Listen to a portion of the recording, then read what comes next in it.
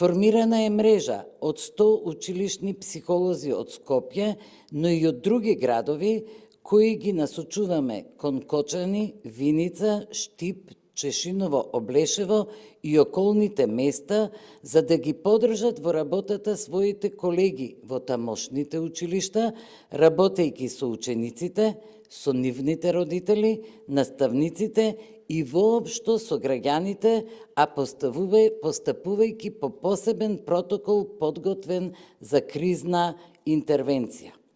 Во моментот 32 од нив веќе обезбедуваат директна подршка на терен. Работат со учениците, но и со семејствата кои изгубија деца во несреќата. Активни беа и во текот на вчерашниот ден.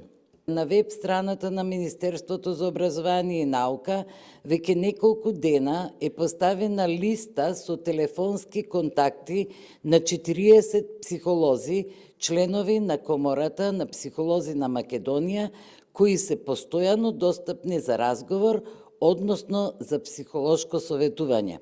На листата се наоѓаат и наменски телефонски линии за прва психолошка помош на Црвениот крст, кои се во функција 24/7.